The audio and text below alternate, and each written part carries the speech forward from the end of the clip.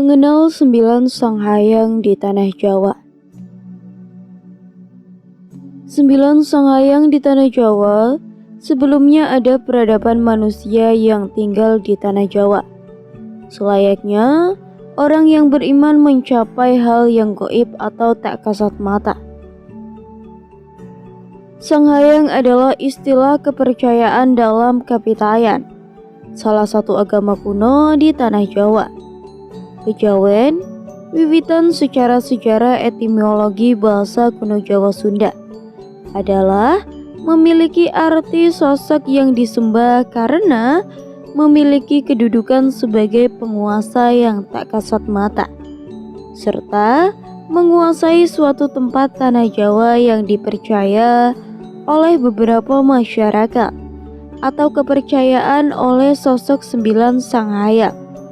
Penguasa ini bisa didapat karena keturunan maupun keilmuannya yang sangat tinggi.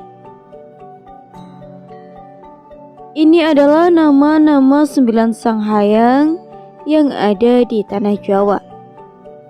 Yang pertama, Sanghayang Astadewa. Astadewa dipercaya sebagai pemimpin para sanghayang yang bersemayam di Gunung Semeru selama ribuan tahun yang lalu. Pada zaman sebelum masuknya agama Islam ke tanah Jawa yang dibawa oleh Syekh Subakir Astadewa, melakukan pertarungan dengan Syekh Subakir karena dianggap membawa ajaran baru dan mengusik ketenangan para sanghayang atau alam gaib di Pulau Jawa. Menurut cerita, pertarungan itu berlangsung selama 40 hari. Dan pada akhirnya Astadewa memperbolehkan Syekh Subakir untuk menyebarkan agama Islam dengan syarat perjanjian tertentu, yakni salah satunya perjanjian itu boleh ajari Islam itu menyebar luas seluas-luasnya.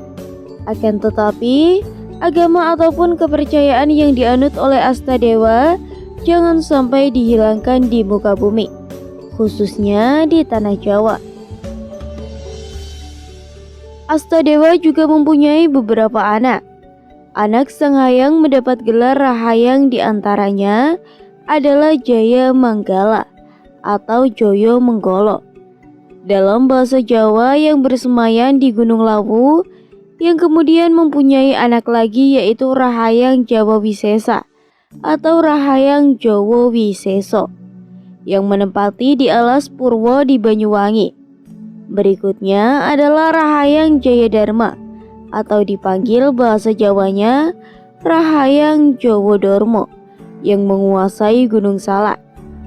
Rahayu Jayadharma dipercaya sebagai pendamping gaib dari keturunan Pejajaran, dari mulai Linggawangi, Raja Galuh Pakuan sampai ke anak-anaknya Prabu Siliwangi sampai keturunannya dari Nyi Subang Larang. Yang kedua, Sanghayang Baruna. Sanghayang Baruna atau Ratu Monggo Sogoro Kidul adalah penguasa laut pantai selatan yang berwujud naga. Ratu Pantai Kidul dengan Nyai Roro Kidul itu berbeda. Sanghayang Baruna yang berkuasa di pantai selatan sangat kuat pengaruhnya terhadap kerajaan-kerajaan yang ada di Pulau Jawa zaman dahulu dan membuat dinasti di tanah Jawa. Anak dari Sanghayang Baruna adalah Maheswari Sansandoro atau lebih dikenal di masyarakat dengan sebutan Nyi Blorong Sanghayang Baruna. Juga mempunyai anak angkat mitos yang berada di masyarakat yang disebut dengan Dewi Lanjar, yang mempunyai tugas menjaga pantai utara Pulau Jawa. Namun ada juga yang menyebutkan bahwa Dewi Lanjar itu adalah seseorang laki-laki yang bernama Pondoworo. Yang ketiga, Sanghayang Lodaya. Sanghayang Lodaya memiliki nama asli Pangeran Laroga Kusumo Diagara. Beliau mempunyai elemen api jika dalam bahasa Sundanya yaitu mau. Pada awalnya Pangeran Lodaya bersemayam di Gunung Patuha Gunung Patua itu gunung paling tua di tanah Jawa. Pada suatu cerita datanglah pasukan Laut Mara yang dibawahi oleh Hashim Bahadur, pasukan jin muslim di tanah Jawa, yang menduduki di ujung kulon seputar Gunung Krakatau, Jawa Barat. Para sanghayang Pulau Jawa merasa terusik oleh pasukan Syekh Hashim Bahadur. Lalu Astadewa menunjukkan Sanghayang Lodya yang mengusir pasukan Syekh Hashim Bahadur yang ada di ujung kulon. Akhirnya terjadilah peperangan dan pertarungan 1 lawan 1 antara Sanghayang Lodya dengan Syekh Hashim Bahadur tepatnya di ujung kulon. Pada saat itu Sanghayang Lodya tidak ingin ada campur tangan dari para sanghayang beserta pasukannya.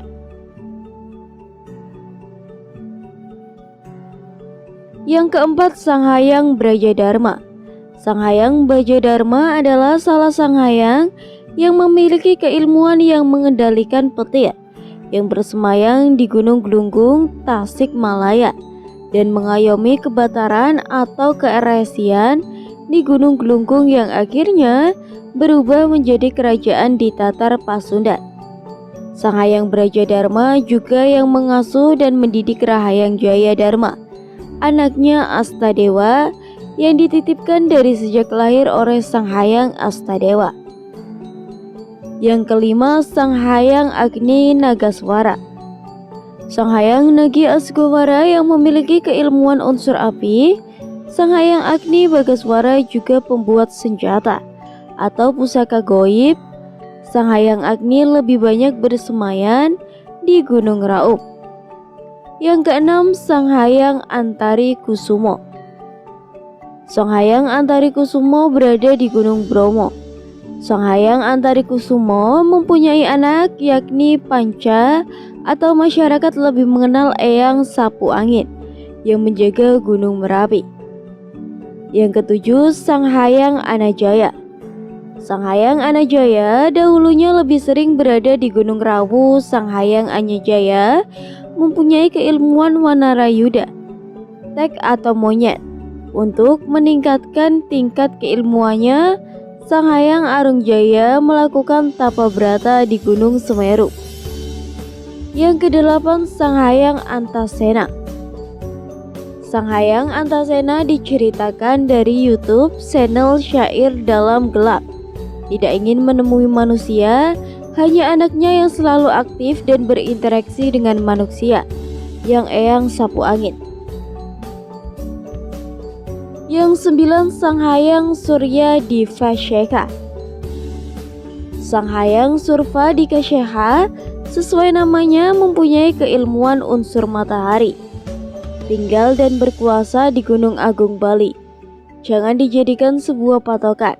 Ini merupakan sejarah yang mungkin bertolak belakang dengan Islam, karena tidak ada catatan khusus dari Al-Quran ataupun riwayat dari hadis maupun, tapi jadikan ini sebagai wawasan sejarah. Cukup sekian cerita yang dapat saya sampaikan. Mohon maaf apabila ada kesalahan kata atau salah menyampaikan kata. Tetap dukung channel Babat Nusantara dengan cara like, komen, dan subscribe. Saya pamit. Rahayu, rahayu, rahayu.